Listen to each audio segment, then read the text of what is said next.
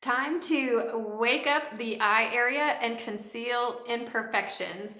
Our concealers and our under eye corrector, they come in a tube, and when you pull it out, there is a doe foot applicator. All right, so we are going to do the under eye corrector first. These are really lightweight, creamy, crease-proof coverage with light diffusing properties. So tiny minerals act like a softening filter to blur imperfections. Okay, so this is how I do my under eye corrector. I just dot a little bit off the wand, but then I don't use the wand to spread it because that would create too much product. So this under eye corrector is peach toned. There's only one color, and it's under eye corrector. It's peachy, because if you look on a color wheel, the peach orange is directly across from blue purple, which means they counteract each other, they neutralize each other. And so that's going to take away the look of purple. So notice how I just dotted, and I used our cream color brush, which is also a concealer brush, to just kind of pat it and move it around. So let me do a little bit more on this eye so you can see, but you can probably see how much more awake that eye looks. So again, I just dot some on. They don't look very dark today, but on other days, oh my gosh, I have to go a whole lot farther. So I'm just kind of spreading it around. Obviously, I don't usually have eye makeup on. That's usually later, but that's okay. But the thing with the under eye corrector is you don't want to take it all the way around, because this is not a brightening concealer. That's next. Or just a regular concealer, because that orange will look funny on regular skin tone. You only keep that orangey peachy under eye corrector where you tend to be kind of purple blue. Okay, so then the concealer, you can use that on different areas of your face. I actually have a little kind of blemish red spot right there. Okay, you guys, seriously, can you even see? I mean, hardly any. People use way too much concealer. So you get a little off of the wand, and then I'm gonna use the very, very tip to just barely kind of move it around right on top. Most people take concealer and kind of to conceal something, but what happens is it brightens the area that's not dark, which actually makes the dark area look darker. So only keep the concealer right where it's dark.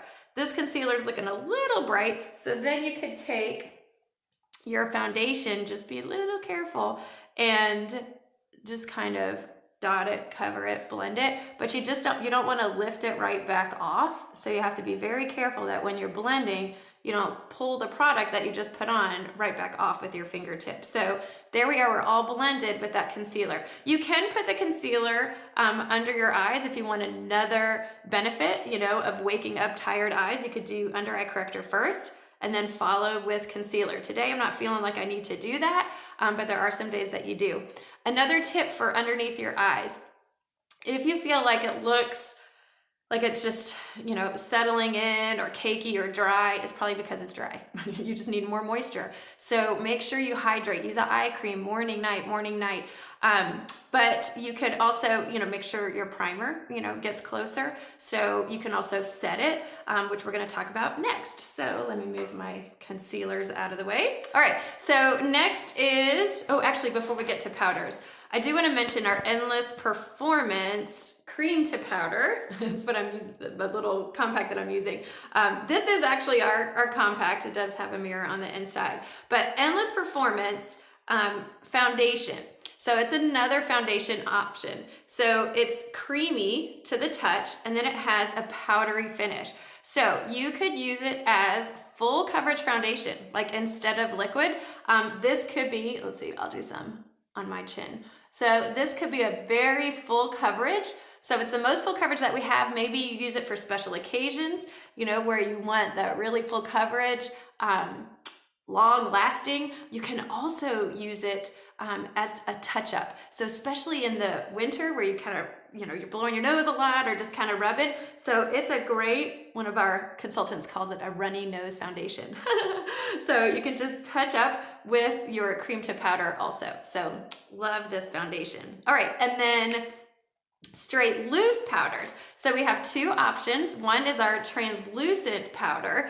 It looks white, but it is safe for all skin tones. I promise you, even to the deepest of bronzes. They usually, bronze skin customers look at me and go, girl, you ain't putting that on my face. But I'm like, I promise. And then they're sweetly surprised because it's translucent. So we have an all over powder brush. Okay, so it's big and poofy. And you're just going to tap it in there, kind of tap off the excess because there's a lot. And you can literally just dust it everywhere. I need my mirror again. Right, so this is a setting powder, absolutely translucent. I keep covering the camera, sorry. Oil absorbing, so reduces shine. Love it. So just super, super simple, great for all skin tones. We also have a new setting powder. Oh my goodness. So this setting powder comes in many, many skin tones. And so you can also use the all over powder brush. Oh my goodness, it truly is silky. It is so, so soft. My powder brush is really, really big, so you can actually kind of squeeze it a little bit. And this setting powder, it's like adding a camera filter without a camera. It's like a camera filter in real life. I mean, my goodness, it's just so super soft looking. So it literally is going to set your foundation and give a filtered matte look. You can actually use it by itself. Obviously, this is the side I had CC cream on, so you could do by itself, on top of CC, on top of liquid, whatever you desire, but oh my goodness, it feels so good. You can see a slight difference from side to side. You know, it is a skin tone, so it kind of brings a little bit of color also.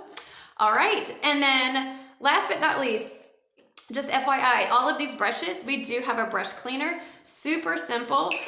Just spray it on the brush and then wipe on a paper towel. So for deep cleaning, you can always use, this is mine, kind of embarrassing, but our 3D cleansing bar. You can see where all the brushes worked it in the middle. But yes, it's great for the body, but it's also great for a deep clean of your brushes.